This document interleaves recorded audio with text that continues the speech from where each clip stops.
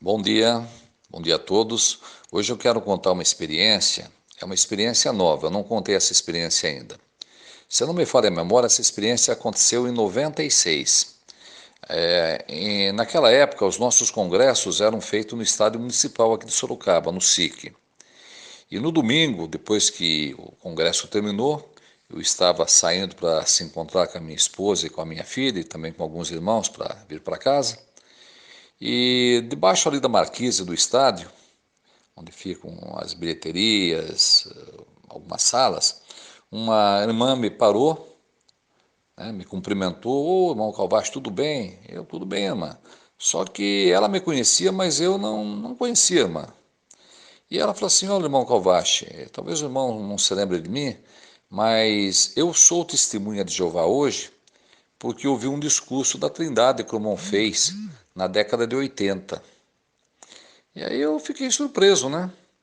E ela passou a relatar brevemente o que havia ocorrido.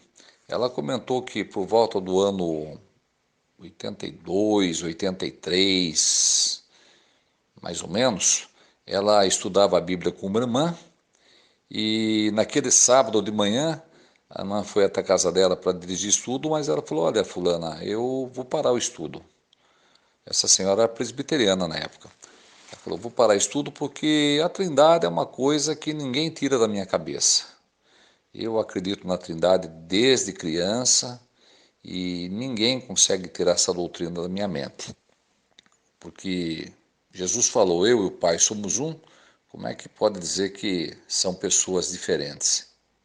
É isso que Jesus falou: eu e o Pai somos um. Então a Trindade ninguém tira da minha mente. Então você não leva a mal, mas eu vou parar o estudo hoje, né?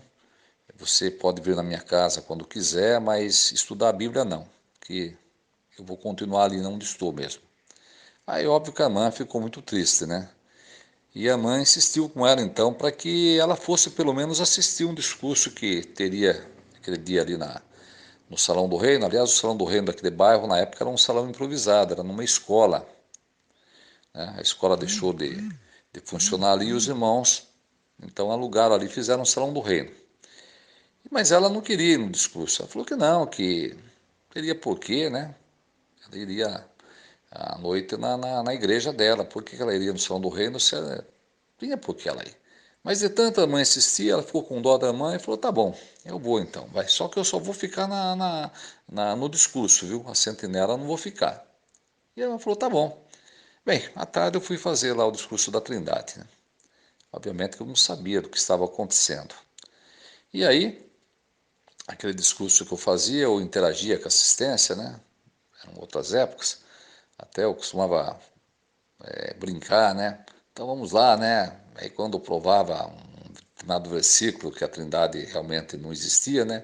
Então 1-0 para a Bíblia, 2-0 para a Bíblia e assim por diante. Os irmãos davam risada, né? Então era aquele discurso bem descontraído. Mas chegava uma parte do discurso que eu citava, né? Os textos mais usados pela cristandade para tentar provar a Trindade. E adivinhe, o primeiro texto que eu citava era João 10,30. Então ela contando, né, que quando eu citei João 10,30, eu falei: agora eu quero ver como é que ele vai sair desse texto. E aí eu li o texto, né, eu e o Pai somos um, e falei que ali não tinha nenhum mistério. Quando Jesus estava dizendo que ele e o Pai eram um, não era porque os dois eram a mesma pessoa, o mesmo Deus. Não, ele era um com o Pai em propósito, em objetivo. E se alguém duvidasse disso, era só ler João 17, onde Jesus fez uma oração e no versículo 11, ele fala lá dos apóstolos, né? Eram 11 apóstolos que estavam ali reunidos naquele momento, lá na oração, porque Judas já não estava mais ali, já tinha se perdido. E aí Jesus fala, entre outras coisas, né? Para que sejam um, assim como nós somos um. João 17:11. Eu raciocinei, né? Bom, ali eram 11 apóstolos, como é que eles poderiam ser um? Eram 11 pessoas diferentes, mas tinham o mesmo objetivo, o objetivo de levar as boas novas do reino às pessoas, tinham o mesmo propósito de ajudar as pessoas a conhecer quem era Jesus. Então, assim também, Jesus era um com o Pai, em objetivo, aquilo que o Pai determinava, Jesus fazia. Cumpria o mesmo objetivo de Jeová, o mesmo propósito. E raciocinei também João 17:21, né? Que diz que para que todos sejam um, assim como tu, Pai, está em união comigo, né? Então a questão é de união, né? Aí eu citei que a palavra que aparece lá para eu e o Pai somos um é a palavra rem. Essa palavra rem aparece aqui também quando fala que os 11 seriam um, que eles seriam um, no 21 também. Então, mostrando que não tem mistério nenhum, é só uma questão de raciocinar, né? A palavra, inclusive, indica isso. Bem, segundo essa irmã, que estava contando essa experiência para mim debaixo ali da marquise do estádio, esse argumento pegou na veia, entrou como um raio na sua mente. A partir daquele momento, ela expurgou da sua mente e enterrou para sempre a Trindade. Ela deixou de crer na Trindade. Ela disse que ela pensou, como é que eu nunca tinha raciocinado dessa forma, nunca tinha visto dessa forma.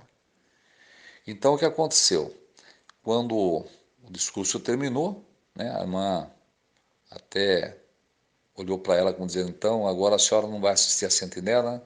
E para a surpresa da irmã, ela falou, não, eu vou ficar para a Sentinela e depois quero conversar com você. Quando terminou o estudo da Sentinela, ela falou para a irmã, pode continuar indo em casa, porque a partir de agora ninguém me segura mais, eu vou me tornar testemunho de Jeová.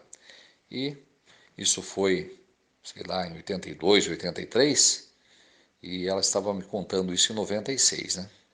Então, vejam só o que é, às vezes, um texto que você cita num discurso e raciocina esse texto, e você não sabe o efeito que vai ter, talvez, num estudante ou numa pessoa que está visitando ali a congregação, né? Mas essa questão de João 10:30, que muitas vezes as pessoas tentam, né, bater o pé, que ali prova a trindade, né? Bem, já não prova a trindade porque no máximo ali tem duas pessoas, né? Falta a terceira. Mas não, nem vamos entrar em detalhes sobre isso. Eu citei aqui que a palavra ali é rei, né? É interessante que tem uma outra palavra quando aparece a palavra um, mas já não é em questão de união de propósito, é um mesmo no sentido de ser uma pessoa mesmo, uma pessoa só. Por exemplo, em 1 Coríntios 8:6, Paulo fala assim, olha, para nós, né, para os cristãos, há realmente um só Deus. Vamos parar um pouco aqui. Parece a palavra um aqui, mas aqui já não é rei. Aqui é a palavra eis. Eis é um numeral mesmo. Então, para o cristão, é um só Deus mesmo, uma só pessoa. Perceberam? Não tem esse negócio de três pessoas num só. É um só Deus, uma só pessoa. E quando fala de Jesus, fala também que Jesus é um só Senhor, pelo qual, né, tem muitos senhores, mas aquele que realiza todas as coisas, né, pelo qual Jeová realiza todas as coisas, só é Jesus. Então, um só Senhor. Palavra eis também. Perceberam? Então, Jeová é um só Deus e o Senhor que ele usa para realizar os seus propósitos é Jesus, um só Senhor, né? Tanto que isso é verdade que a palavra rem significa objetivo, propósito, que nos ajuda a entender com bastante facilidade, é quando Paulo cita aqui em 1 Coríntios 3, agora voltando, né? Paulo fala aqui da pregação, né? Então, no versículo 6, 1 Coríntios 3:6, Paulo fala assim, olha, eu plantei e Apolo regou, mas Deus fazia crescer. De modo que nem o que planta, nem o que rega são alguma coisa, mas sim Deus que faz crescer. Olha o 8. Quem planta e quem rega são um só. Espera um pouco. Paulo plantou, Apolo regou. Mas ele diz agora que os dois são um só. Palavra rei. Aqui aparece a palavra rei, né? Porque imagina, você prega para uma pessoa no campo, lança semente ali, daí um outro irmão vai e dirige estudo para aquela pessoa, está regando. Você que plantou e esse irmão que está regando tem o mesmo objetivo. O objetivo é o mesmo, trazer aquela pessoa para a verdade. Então, como Paulo fala, né, o que planta e o que rega é um só. A palavra aqui agora já é rei. Novamente, aquela mesma palavra que Jesus falou, eu e o Pai somos um. Perceberam? Duas pessoas distintas, unidas pelo mesmo propósito, pelo mesmo objetivo. Então, gravem bem, quando é um, no sentido de ser uma pessoa mesmo, né? Para nós há um só Deus. palavra eis. Nós também temos um só Senhor, pelo qual pedimos tudo e pelo qual tudo será realizado, né? Os propósitos de Jeová serão realizados por meio de Jesus. Então, esse um só Senhor é eis também, né? A palavra um ali é eis, porque Jesus é uma pessoa também. Mas quando é objetivo, então a palavra aí é rem, né? Eu plantei e Apolo regou, né? O que planta e o que rega é um só, palavra rem. Eu e o Pai somos um, rem. Por quê? Porque é objetivo, né? Quero que sejam um, assim como nós somos um, os 11 ali. Palavra rem também, porque eram 11, mas com o mesmo objetivo. Espero que os irmãos tenham entendido, né? Tá certo? Mas isso nos ajuda a, a pregar e ajudar as pessoas que ainda não conhecem, que citam com a boca cheia esse texto, né? Coitados, não sabem, né? O quão enganados eles estão, né? Eles não têm ideia do quanto estão sendo enganados, né?